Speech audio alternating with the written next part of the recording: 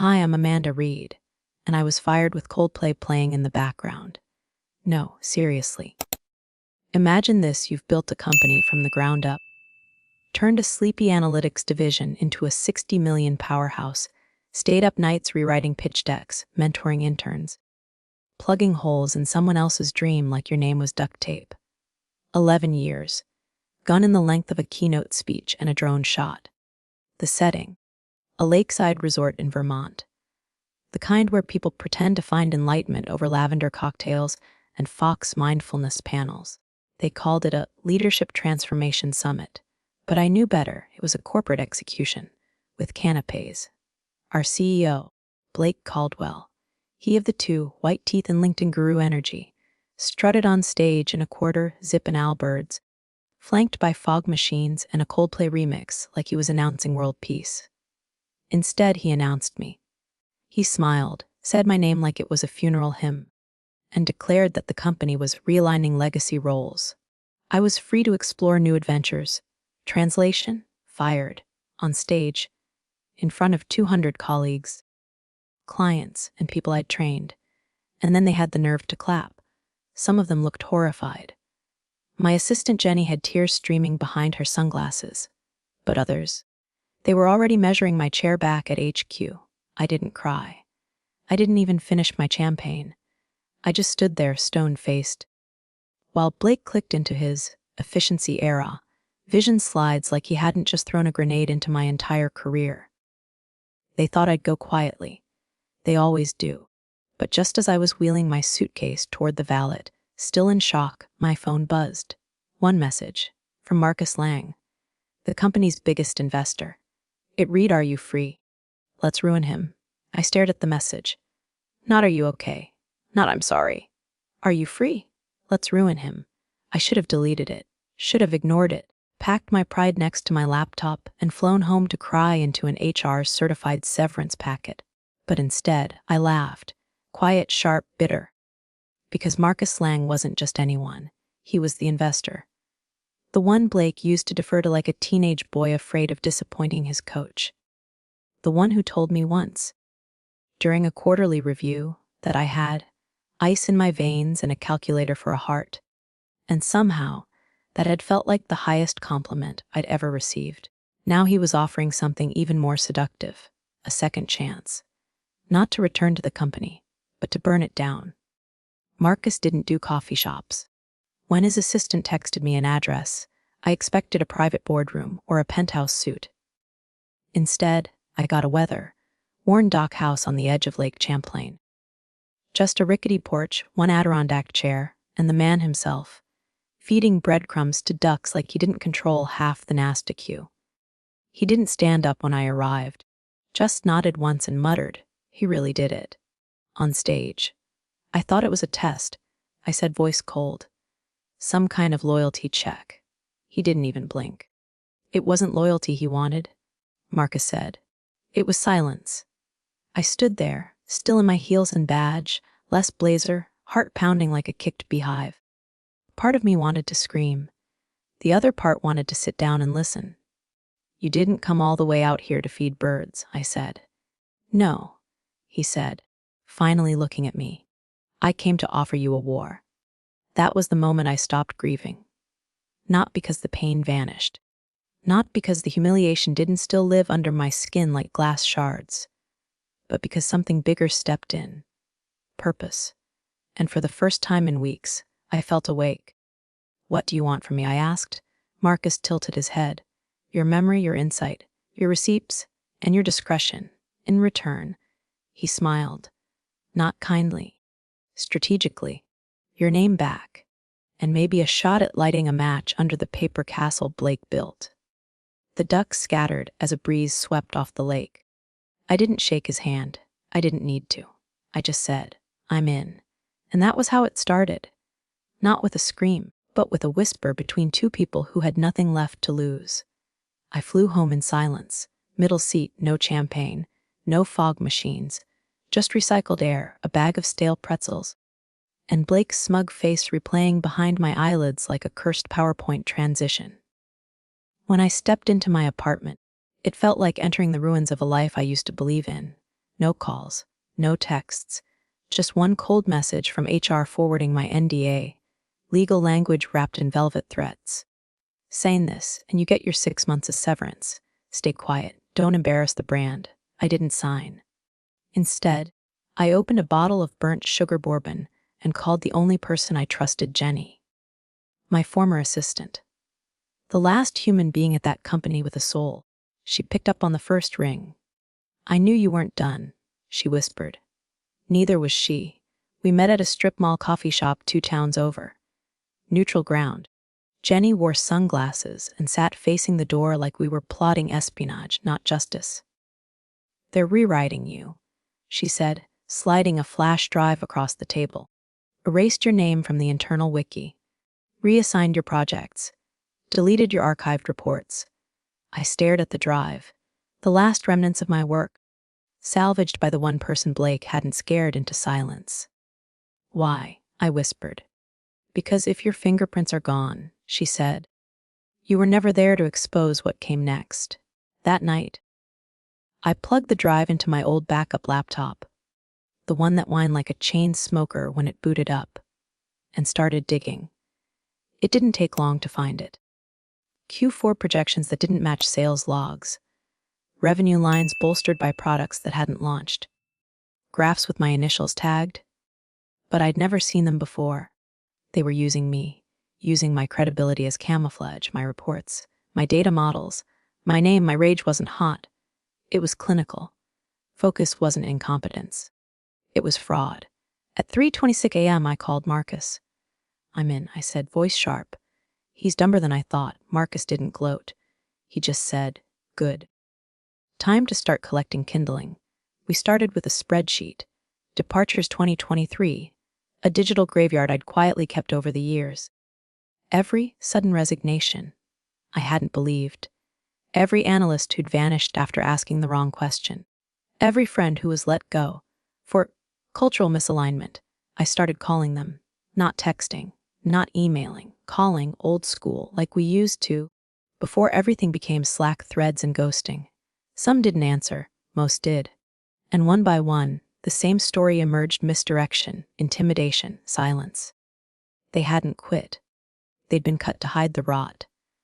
The last piece fell into place from someone I barely remembered: Leo Park, a junior analyst who had lasted 6 months before disappearing into the HR ether. He sent me a message. I kept a copy of the Q4 deck. Something felt off. It was more than off. It was damning. A product line called Novar, supposedly driving record growth, but no engineers assigned, no tickets, no launch logs. It didn't exist. It was a ghost. A shell Blake had invented to inflate our valuation. Sell dreams to investors who never looked under the hood. Leo had the original pitch. Jenny had the metadata. I had motive. We had evidence. And we were just getting started. We didn't storm the gates. We built a door inside them. Marcus called it strategic infiltration. I called it poetic. The plan was simple: create a shell company. A sexy, sustainability-adjacent data startup just vague enough to intrigue Blake. We'd name it Verdant Axis. Green, futuristic, full of buzzwords and promise. Its real product, a mirror, held up just long enough for Blake to see himself, and let the world watch him flinch. Marcus pulled strings. In 2 weeks, we had a Delaware filing, a website, a fake CTO from Estonia whose LinkedIn photo was a Shutterstock model in glasses. And me, I was listed as a business development consultant, under a new name, Amanda Reeve. New haircut, new blazer, same brain. We sent Blake the bait, a carefully worded inquiry. We'd heard good things about Novar. We were seeking strategic partnerships in the integrated analytics space. Could he spare time for a call? He bit faster than we expected. Blake was always hungry for validation, especially from new money with a clean slate. A chance to juice his numbers before acquisition talks turned serious. He booked a private Zoom. No recordings allowed on his end. Of course, we ignored that part. Marcus had hired someone whose moral compass was best described as off-grid. The call was recorded in full. Video, audio, even screen share. I logged in from a co-working space in Tribeca. Ring light, neutral background. Smile like steel. And when Blake's face filled the screen, he didn't flinch. Because he didn't recognize me. Or maybe he did. But men like Blake spend so long erasing you, they start believing you were never there to begin with. He talked for 20 minutes growth. Integration. Momentum Novar was pre-integration ready. Stealth mode. Market validated. Every word a lie, every sentence. Recorded. By the end, I'd asked 3 polite questions and collected enough SEC, grade evidence to light the fuse. When the call ended, I didn't say goodbye. I forwarded the file to Marcus with one word, "Don't." His reply came seconds later. We got him, but I wasn't ready to strike. Not yet. Because Blake hadn't stopped digging his grave. And I wanted the whole board to watch him fall in. I should have felt relief. But instead, I felt a tightening. Like my own spine was coiling itself tighter with every breath. Because this wasn't the end. It was just the first crack in the dam. Marcus called me the next morning. His voice didn't carry the usual smugness. He was sharp. Focused. He told me about the acquisition. Blake wasn't just padding numbers for performance bonuses. He was prepping for a sale, 3 weeks out, to Borealis, a European conglomerate with a reputation for gutting every company it touched, draining value like blood, and selling the bones to private equity. 3 weeks. That's how long we had to expose the truth before it was too late. Before Blake vanished behind his golden parachute and hundreds of employees lost their jobs in the fallout. The countdown wasn't corporate. It was personal. Because I knew that if he got away with this, if he walked clean, the narrative would be his forever. And mine. I'd just be the angry woman who couldn't adapt. The story would calcify without me in it. That's what kept me up that night. Not the fear, not the pressure, the erasure. He was trying to delete me a second time. But this time, on a global stage. And I wasn't going to let him. So I stopped waiting for justice. And started hunting for ammunition. The board didn't know the real Blake. Not the one I knew. Not the one I watched morph from a number guy with a decent haircut into a buzzword cult leader wrapped in Patagonia. I needed to show them. Not with emotion. With proof. So I went back through every folder Jenny had pulled. Every Slack export. Every metadata snapshot. Every discrepancy in financials Blake had doctored under my name. And then I found it. Novar, the fake product line he was pushing as the company's future, didn't just lack a roadmap. It had no engineers, no commits in Git, no support tickets, no QA tags, nothing. It didn't exist. He was selling vapor. He had been pitching a ghost product to shareholders, using projections based on a lie to juice the valuation before the Borealis deal closed. And no one had stopped him. Because I wasn't there to say no. Because I was the last adult in the room. And they'd escorted me out like a malfunctioning coffee machine. I sat on the floor of my apartment, screen light casting long shadows on the wall, and thought, this is it. This is how he burns. Not with a scream, with a spreadsheet. Not with a scandal. With silence, broken by evidence too loud to ignore. The elevator ride up to the third floor felt longer than it ever had. Not because of the height, but because I knew who was on the other side of the walnut double doors. Blake. The board. The vultures with vintage Bordeaux still on their breath from the last shareholders' dinner. I didn't bring a lawyer. Didn't need one. I brought binders. 6 of them. Heavy. Labeled by quarter and padded with every document Blake had ever tried to vanish. Real projections. Real product logs, and all the fake ones too. I wore black. Not for drama. For precision. The receptionist blinked as I walked in, her mouth half open like she'd seen a ghost. For once, she wasn't wrong. Inside the boardroom, the mood was quiet, jittery. Elaine Rothsky sat near the head of the table, gray blazer sharp as ever. Marcus leaned back at the far end, arms folded, expression unreadable. Blake stood center stage in a tailored charcoal suit, and the tan of someone who hadn't touched fluorescent lighting in years. He was smiling. But it didn't reach his eyes. He started with a speech, a distraction. He talked about legacy vision, of cross-continental expansion, and pioneering synergy. Not one word about Novar. Not one word about me. Not until Marcus interrupted him. "We've heard the vision," he said, voice steady. "Now let's talk about the truth." Blake froze, just for a breath. Then he smiled tighter. "This is clearly coordinated," he said.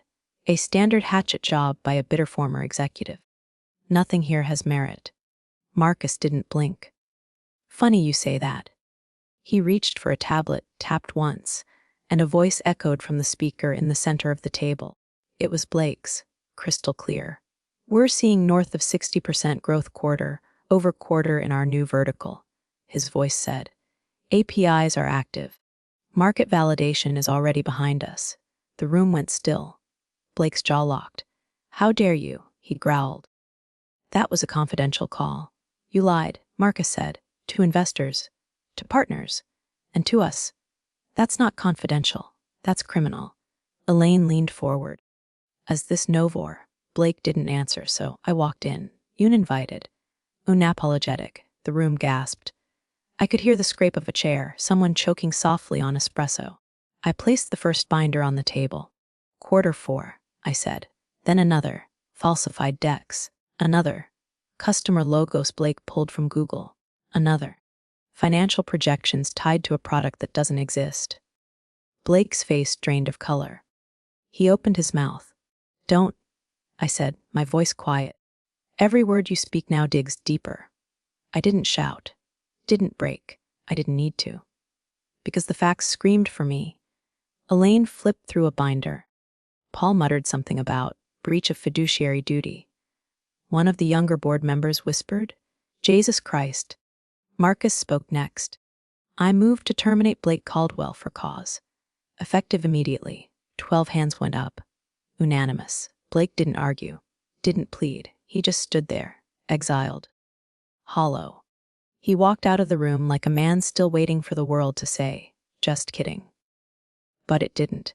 And I didn't watch him go. Because Marcus turned toward me and slid a folder across the table. "Interim CEO," he said. "Until we find a permanent replacement." I looked at the signature line already printed with my name. I didn't smile. I signed, not because I wanted the power, because I wanted the keys to the wreckage.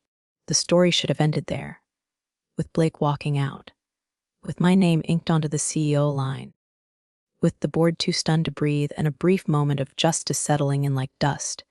But real endings don't arrive gift-wrapped. They come clawing. They come loud. The article dropped 24 hours later. Not from us. From a reporter I didn't even know. A hit piece headline. "Disgraced former executive linked to internal theft and retaliatory leaks." My name. My photony, lifted from a company picnic in 2018. The claims. That I siphoned funds from the wellness budget. That I paid myself under the table for consulting hours. That I'd been emotionally unstable and manipulative with junior staff. Sources unnamed. Evidence non-existent, but the damage instant. By lunchtime, LinkedIn was frothing. Old coworkers reappeared just to ask questions. Former clients suddenly couldn't comment. Some podcast bro with a microphone and a microphone complex DM to ask if I felt I was weaponizing feminism for revenge. I didn't respond. I didn't scream. I sat in my office, Blake's old office, and stared at the wall of frosted glass like it was a mirror. This was how he fought. Not with truth, with noise. Flood the zone, smear the witness, distract the crowd until they forget what they saw. I almost bit back, almost tweeted screenshots, almost called the journalist directly. But then I remembered what my lawyer told me. A woman who once shredded Wall Street firms with just her silence and a spreadsheet. "Don't feed the fire," she said. "Let them burn themselves out." So I sat still, quiet, controlled, and I waited because a smear campaign is like an oil fire. Big, flashy, dangerous. But the moment oxygen runs low, it dies choking on its own smoke. That night, Jenny called me. Her voice trembled. "They've started shredding documents on the 4th floor," she said. Security flagged my badge for audit. I think they're watching me. I didn't speak, because I felt it too. That chill under the skin when you know someone's crawling through your digital footprints. They're scared. Jenny whispered, really scared. And that was the first time since it all began that I truly smiled. Not wide, not smug, just sharp. Because fear meant we'd hit something real. Something big enough to make them panic. Something buried under all Blake's charm and fog machines and Coldplay playlists. Something worth finishing. The boardroom might have burned clean, but Blake wasn't done playing arsonist. The next day, subpoenas landed like bricks. 3 former analysts got calls from internal counsel. Jenny's access was restricted without explanation. Marcus's lawyers flagged 2 fake shell invoices that suddenly appeared under his name, retroactively backdated. From a vendor we never used. They were trying to taint everyone. But the bigger the smear, the more obvious the panic. And then, finally, the moment I'd been waiting for. Elaine called. Her voice was stripped of pretense now. "Someone just leaked your entire employment record," she said flatly. "Every reprimand, every meeting note, HR logs with your name highlighted." My stomach didn't drop, it burned. "Let me guess," I said. "Redacted context, convenient phrasing. A pattern of instability." "You know how this works," she replied. I did. "You discredit the accuser before they become undeniable. It's a move out of every corporate crisis playbook." But Elaine didn't hang up. She lowered her voice. Off the record, one of our junior lawyers came to me. Quiet. Pale. She said she was asked to help backdate a document. Tie your name to a budget approval that never existed. My chest tightened. Elaine continued. She said it didn't sit right. That maybe you weren't lying. Maybe. "You're the only person who ever scared Blake," she said. "Because you never needed his approval to be brilliant. And that's the one thing men like him can't control." She hung up, and in that one crack, I saw it. The beginning of the end. Blake wasn't just spinning. He was flailing. Because everything we'd built, the case files, the emails, the recordings, the Slack archives, the testimonies, was already stacked and time-stamped. We weren't waiting. We were loading the chamber. So I made the call. Not to Marcus, to Nina Blakefield, the journalist who'd blown the lid off his empire once. This time, I didn't redact anything. I gave her the full vault, the doctored KPs, the ghost product development records, the deleted whistleblower complaints, the audio file Blake never knew we had, his voice laughing about, sprinkling fake traction data like Parmesan. Nina went silent.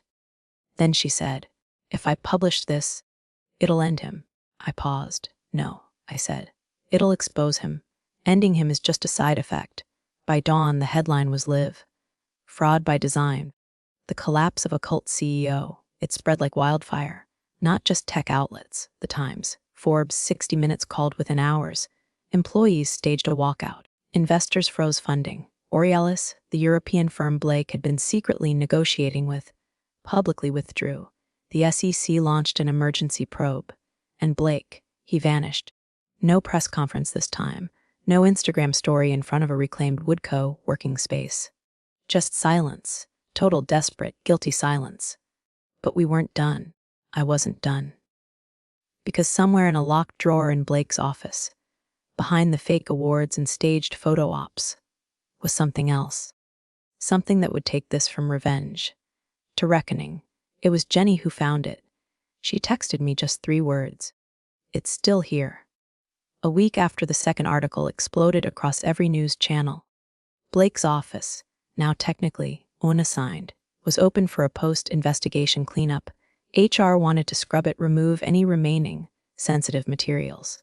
But Jenny, now officially part of the transition team, volunteered to supervise. She found the drawer, locked, hidden behind a false panel in the credenza. She called me from the hallway, her voice tight. "I need you to see this for yourself." When I arrived, the office smelled like old wood and stale power. His scent still lingered, expensive cologne and something faker underneath. I looked around, remembering all the times I had been summoned here to pitch, to explain, to justify. Now I was here to unearth. Jenny handed me a small silver key she'd found taped under the bottom of the desk drawer. It clicked easily. Inside, one black leather folio. Thin, labeled only exit plan. My blood went cold. We opened it. What we found wasn't just disturbing, it was surgical. Inside were documents Blake had compiled months before firing me, a detailed strategy for dissolving departments, falsifying growth metrics to boost valuation, using a rotating door of fall guys to explain away financial inconsistencies. And then the worst part, a memo, initialed by him, detailing how to phase out Amanda Reed by Q2. I read it 3 times. It wasn't just strategy, it was premeditated erasure. He hadn't fired me because of my performance. He fired me because I stood between him and his golden parachute, because I was the last person in the building who still gave a damn about the truth. The final paragraph was a direct note to PR. Should Amanda resist or raise concerns, emphasize her emotional instability and reluctance to adapt to the company's evolving values. Coordinate quiet background push from key allies to frame her exit as voluntary. There it was. In his own words, proof not just of fraud but of malice. This was the final nail. Jenny looked at me. Do we leak it? I shook my head. No, we don't leak this. She blinked. We don't, I smiled. We send it to the feds. With a bow. Because this wasn't about headlines anymore. This was about legacy. Mine, not his. And when the Dow J pressed charges 2 weeks later, not just for fraud, but for conspiracy, manipulation of financial data, and orchestrated defamation, the news anchor didn't even say his name first. She said mine. Amanda Reed, former VP of Strategic Development, is credited with exposing one of the largest internal tech scandals of the decade. That night, I sat on the balcony of my apartment, the same one I nearly had to give up when they blacklisted me, and watched the city buzz below. I didn't feel triumphant. I felt clean, like I'd finally scraped off something that had been rotting inside me for years. Not hate, not pride, just the need to be seen. For what I'd actually built, for the value I actually gave, for the name they tried to erase. Amanda Reed, you can't cut that, you can't fake it, and you sure as hell can't bury it. People think justice feels like triumph, like applause. Like the music swells and the credits roll, and your enemies are left blinking in the wreckage while you walk away in slow motion. But that's not how it really feels. Justice feels quiet, like the first moment you breathe without rage in your chest, like a silence that doesn't choke you. I sat alone in that apartment the night the DOJ charges went public.